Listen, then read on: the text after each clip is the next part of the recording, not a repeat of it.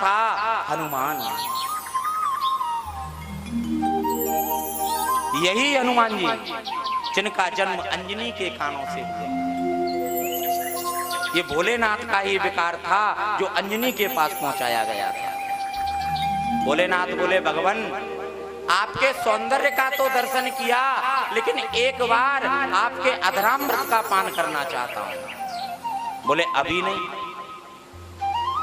जब द्वापर के अंत में मेरा कृष्ण अवतार होगा तब आप बांसुरी बन करके आना, मैं आपको हमेशा अपने अधरामृत पर रखूंगा और मैं आपको हमेशा के लिए अपने साथ रखूंगा।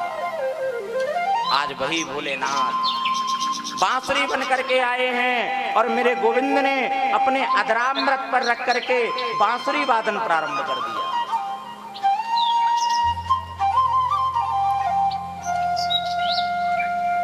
और जैसे ही बंसी प्रारंभ की, सूत जी महाराज कहते हैं, सौनकादि मुनियों, इस बंसी को जिसने भी सुना वो बंसी की धुन में दीवाना हो गया।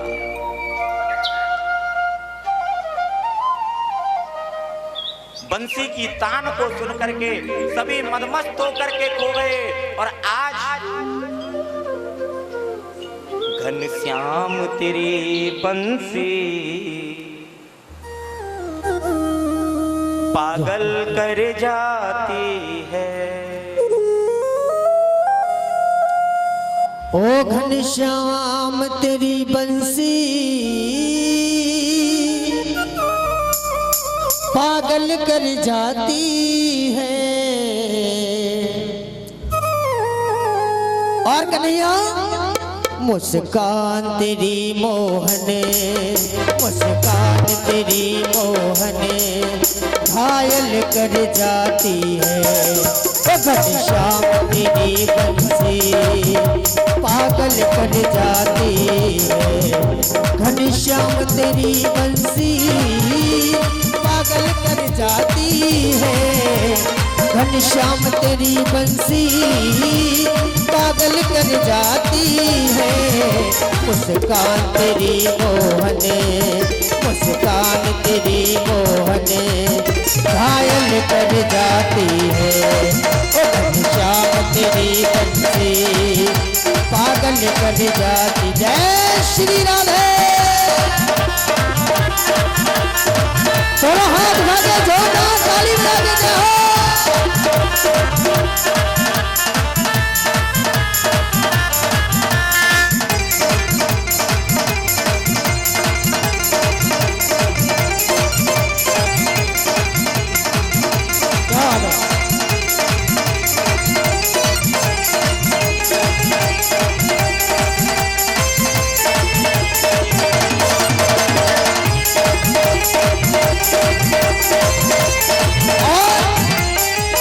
तुम गोरे होते तो क्या कर जाते मोहने।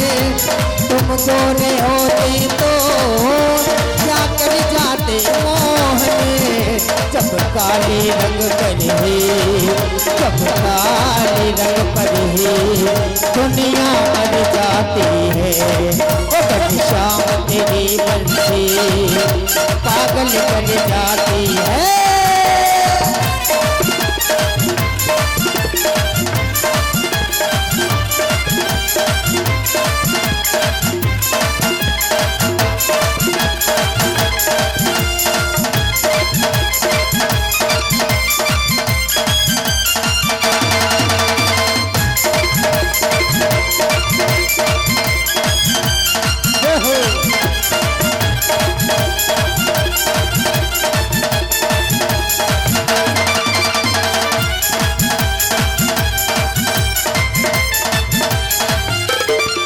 सोने की होती तो क्या कर जाते मोहने।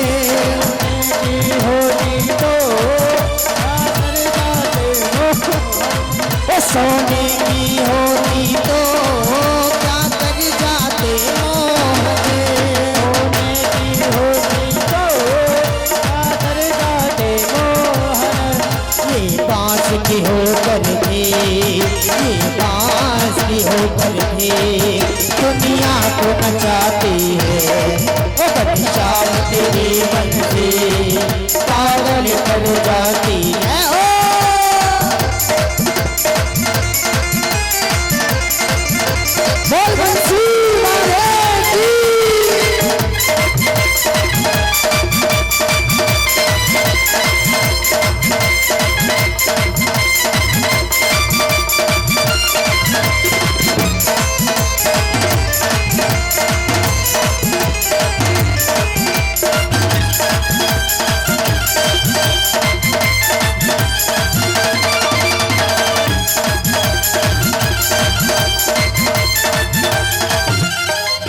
दुख दर्दों को सहना बंसी ने सिखाया है, दुख दर्दों को सहना बंसी ने सिखाया है, दुख दर्दों को सहना बंसी ने सिखाया है, दुख दर्दों को सहना बंसी ने सिखाया है, इसके छेद हैं सीने में, इसके छेद हैं सीने में, फिर भी मुस्कुराती है, कब शाम तेरी बंसी पागल कर जाती है, घनश्याम तेरी बंसी पागल कर जाती है, घनश्याम तेरी बंसी पागल कर जाती है, मुस्कान तेरी मोहने, मुस्कान तेरी मोहने घायल कर जाती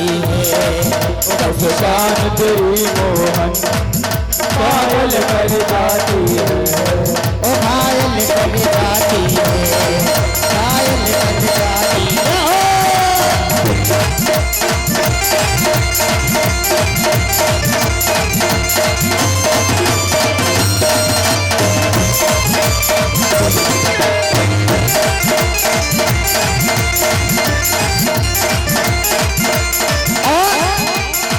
बंसी वाले कान्हा तेरी, बंसी वाले कान्हा तेरी, बंसी जादू कर गई रे, मैं तो मर गई मर गई मर गई रे, बंसी वाले कान्हा तेरी, बंसी जादू कर गई रे, मैं तो मर गई रे।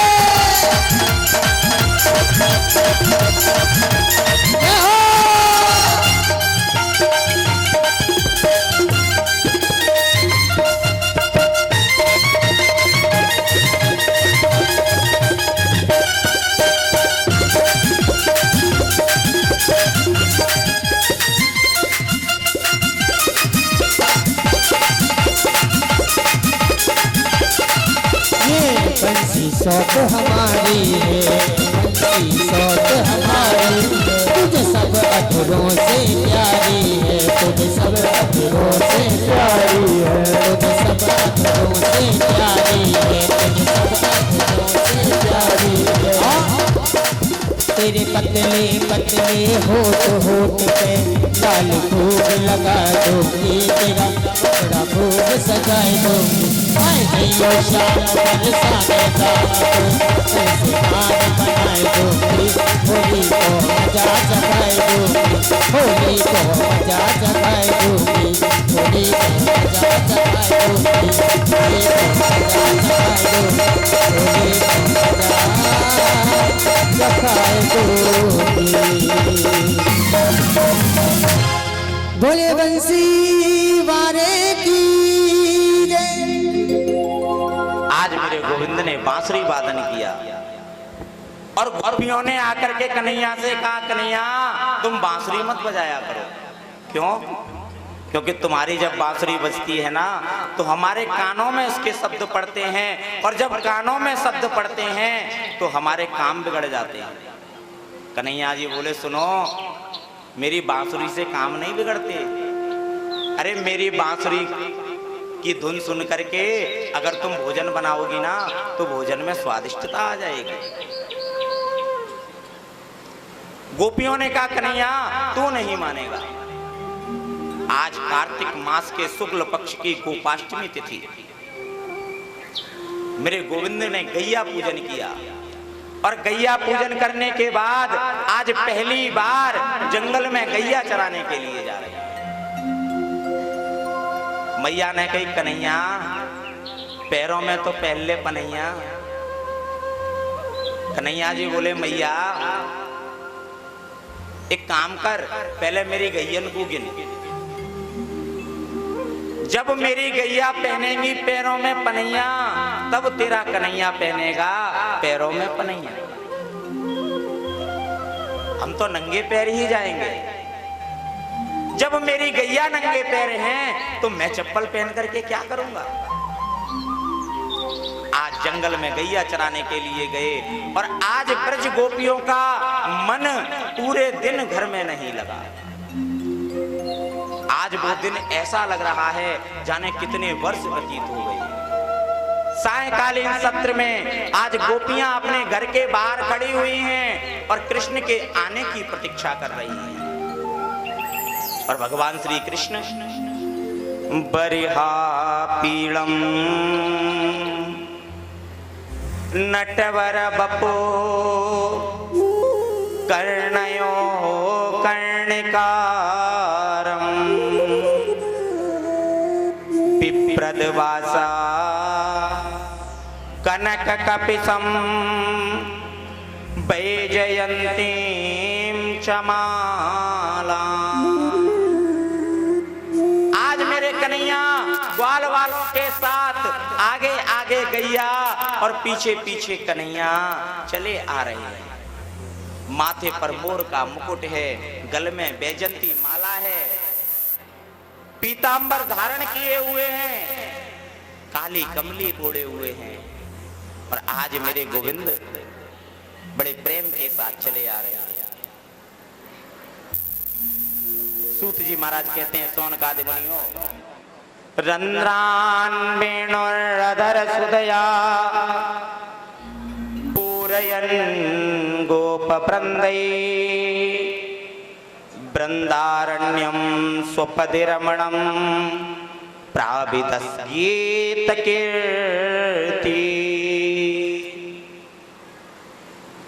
गोपियों गोपाल आज मेरे गोविंद के साथ में समस्त ग्वाल वाले हैं और ग्वाल वालों के समूह के बीच में कन्हैया जी चल रहे हैं। अपने अधरामृत पर बांसुरी रखे हुए हैं और पैरों के गाय के पैरों से धूल उड़ रही है और वो धूल मेरे कन्हैया के मुखमंडल पर चिपक रही है।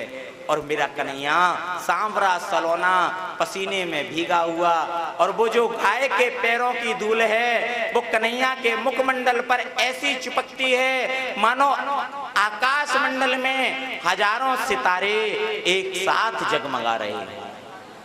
मेरे गोविंद चले आ रहे हैं और जैसे ही गोपियों ने देखा मानो मृत प्राणों को संजीवनी मिल गई।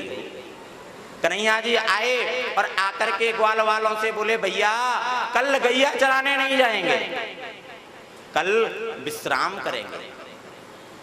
और रात में विचार कर रहे हैं इतने दिन आए हुए हो गए मुझे, मैंने किया क्या इन ब्रजवासियों के लिए। आज भी यमुना में कालिया नाग रहता है, मैं उसको नहीं निकाल पाया। प्रातः काल हुई, ग्वाल वालों से बोले भैया आज सब लोग खेलने के लिए चलेंगे। खेलने के लिए क्या खेल खेलोगे? बोले भैया आज यमुना के तट पर हम सब कुंदक क्रीड़ा खेलेंगे। कुंदक क्रीड़ा खेलोगे? लेकिन कुंदक तो किसी के पास है ही नहीं। मधुमंगल बोला भैया मेरे पास मेरी माँ की बनाई हुई एक ऐसी कुंदक है जो मेरी माँ ने रेशम के पट्ट लगा लगा करके बनाई है।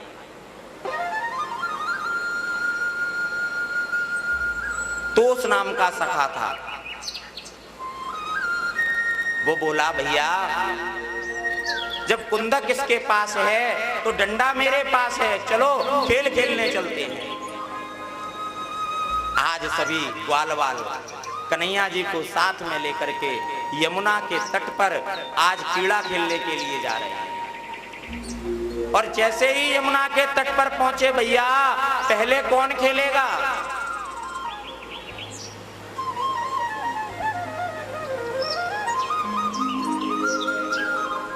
गोविंद मेरो है, गोपाल मेरो है। ओ श्री बांके बिहारी नंदलाल मेरो है, श्री बांके बिहारी नंदलाल मेरो है। गोविंद मेरो है, गोपाल मेरो है। गोविंद मेरो है, गोपाल मेरो है। गोविंद मेरो है, गोपाल मेरो है। ओ वो तो बलदाऊ तो भैया नंदलाल मेरो है, वो तो बलदाऊ तो भैया गोपाल मेरो है।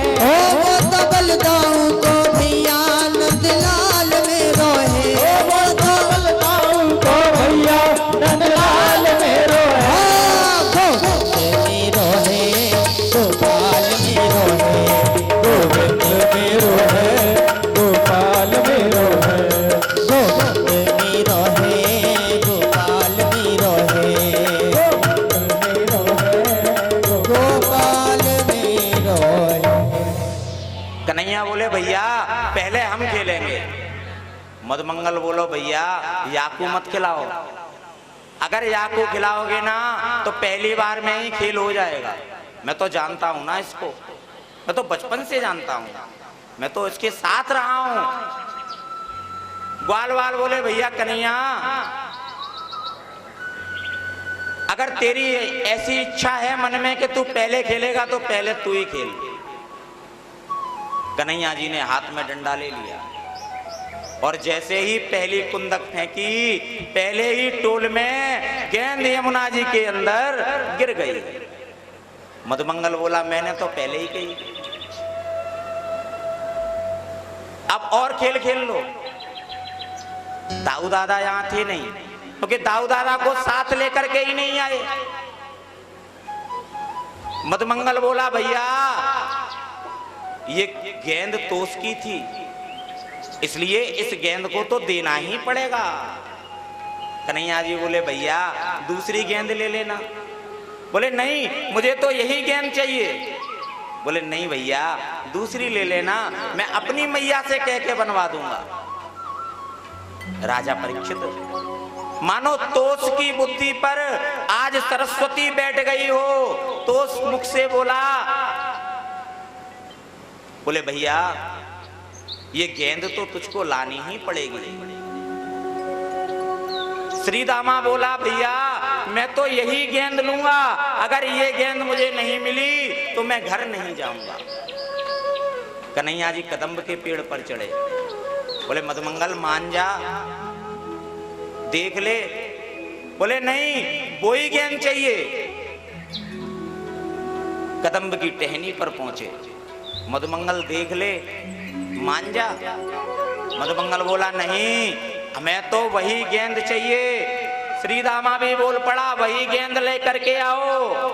तोस भी बोल पड़ा कन्हैया हम तुझको जानते हैं, तू नाटक कर रहा है, तू हमें दिखा रहा है और तू यमुना जी में नहीं कूदेगा।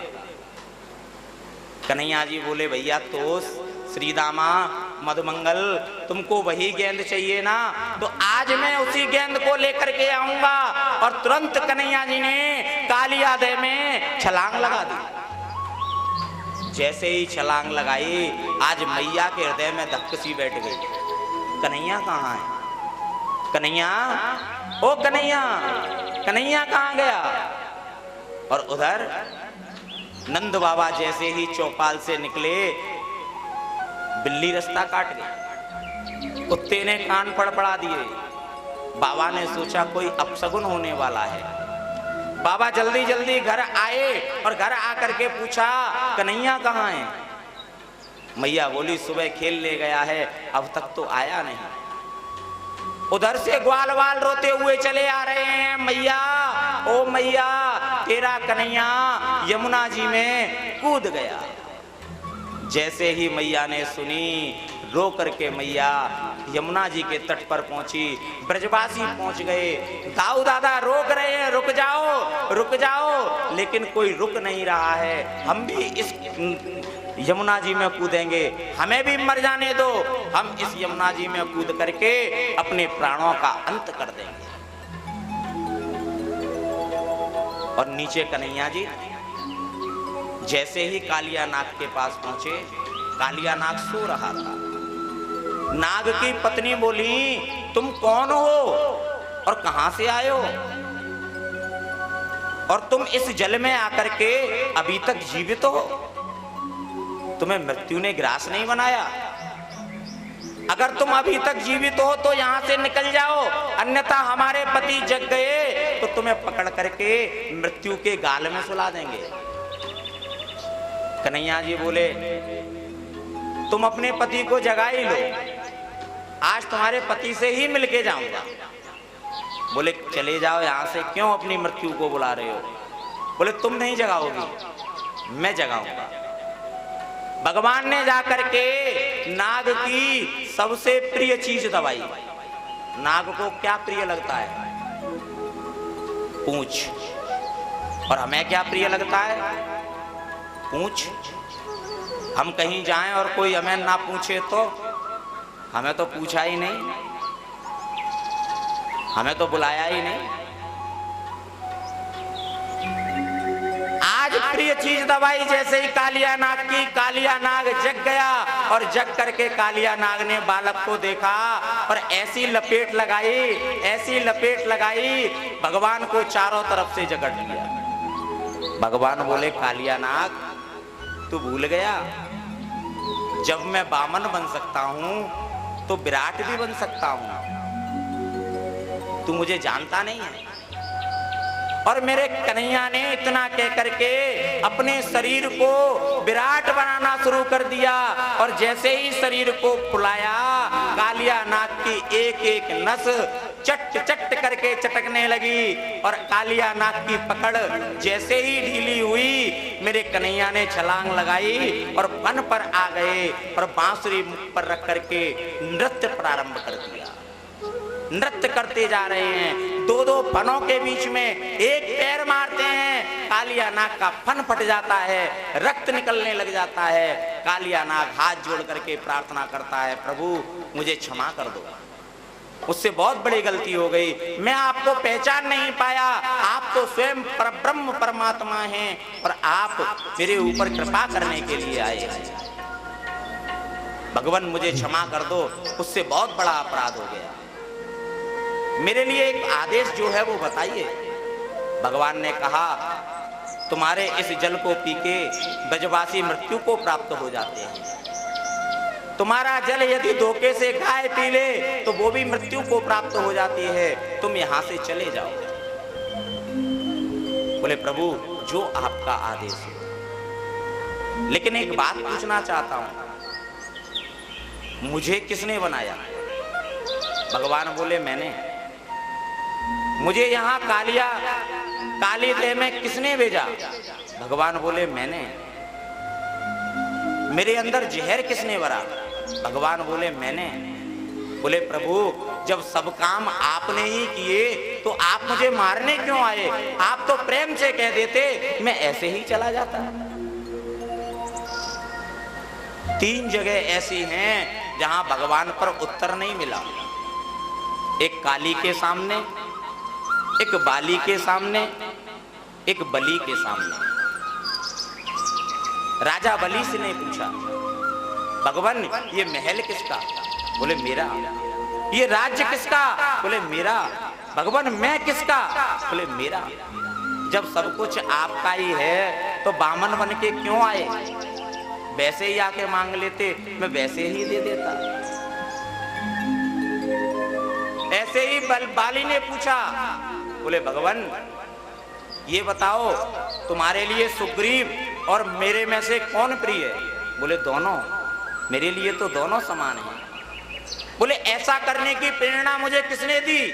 बोले मैंने। प्रभु जब सब काम आपने ही कराए तो पेड़ के पीछे छिपके मारने की क्या आवश्यकता थी? भगवान पे कोई जवाब नहीं बना। भगवान बस इतना बोले कि ये मेरा आदेश है कालिया नाग, तुम यहां से चले जाओ और पीछे मुड़ के मत देखना, क्योंकि जहां पीछे मुड़ के देखोगे वहीं स्थिर हो जाओगे, वहां से फिर आगे नहीं जा पाओगे। बोले ठीक है प्रभु मैं यहां से चला जाऊंगा, एक बार आपको ऊपर तो पहुंचा दूं।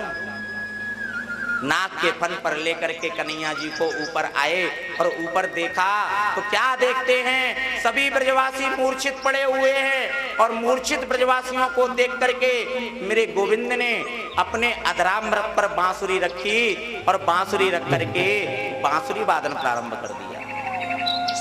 और जैसे ही बांसुरी वादन प्रारंभ किया ब्रजवासियों की मूर्छा खुल गई।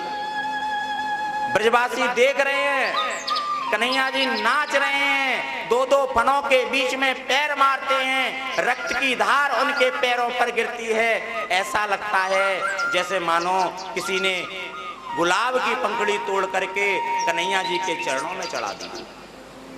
सूत जी महाराज कहते हैं सोनकादि मुनियों, अब मैया ने कन्हैया से कहा कन्हैया ओ कन्हैया तू एक काम कर, चुपचाप नाग के पीछे से भाग जा, नहीं तो ये नाग तुझे पकड़ करके खा जाएगा। दाऊ दादा बोले मैया तेरा कन्हैया तो ऐसे नागों के ऊपर सोता है, तू नहीं जानती कन्हैया। कालिया नाग का उद्धार किया। कालिया नाग ने प्रस्थान किया और छठी करा के पास एक जगह पड़ती है जैंत। जब वहां पहुंचा तो पीछे मुड़ के देखा कि कोई आ तो नहीं रहा, और जैत गांव में जाकर के जैसे ही पीछे मुड़ के देखा, कालिया नाग वहीं स्थिर हो गया। आज भी कालिया नाग वहीं स्थिर है। हेमंती प्रथमे मासी, भगवान ने देखा कि ये ब्रज की गोपियां यमुना जी में निर्वस्त्र होकर के स्नान करती हैं। आज मेरे गोविंद ने कदम्ब के पेड़ पर बैठ करके समस्त गोपियों के चीर चुरा लिए। भगवान ने कहा, गोपियों तुम यमुना जल में नग्न होकर के स्नान करती हो, इससे वरुण देव का अपमान होता है। इसलिए तुम प्रतिज्ञा करो कि आज के बाद यमुना जी में नग्न होकर के स्नान नहीं करोगे, क्योंकि निर्वस्त्र होकर के स्नान करना वरुण देवता का अपमान होता है और पतिव्रता स्त्री का पतिव्रता धर्म नष्ट होता है। इसलिए स्त्रियों को कभी निर्वस्त्र होकर के स्नान नहीं करना चाहिए। चीर चुरा करके मेरे गोविंद ने आवरण चोरी करा करके आज गोपियों को सांसारिक अपराध और लौकिक अपराध से बचाया। आज सायकालीन सत्र में ध्यान से सुनना, और एक बार आपसे निवेदन है, कोई भी अपनी जगह से खड़े नहीं होना, बैठे बैठे, क्योंकि कल व्यवस्था बिगड़ गई थी। किसी को प्रसाद मिला, किसी को नहीं मिला। प्रसाद सबके लिए है, परंतु व्यवस्था भी आपको ही बनानी है। लाइन से प्रसाद लेते हुए निकलेंगे, कोई भी जल्दबाजी नहीं करेगा, और झांकी को देख करके कोई भी खड़ा नहीं होगा, सब बैठे रहेंगे, क्योंकि बैठ करके आनंद अच्छा आता है। और पूजन करने का समय भी सबको मिलेगा, कोई भी बिना पूजन के नहीं रहेगा। इसलिए आपसे निवेदन है कि बैठ करके ही दर्शन करेंगे। और भैया ये बच्चे जिनके हैं वो खुद संभालो, अपने पास रखो, उनको बिठा करके, क्योंकि जब झांकी आती है तो बच्चे ही ज्यादा शोर करते हैं।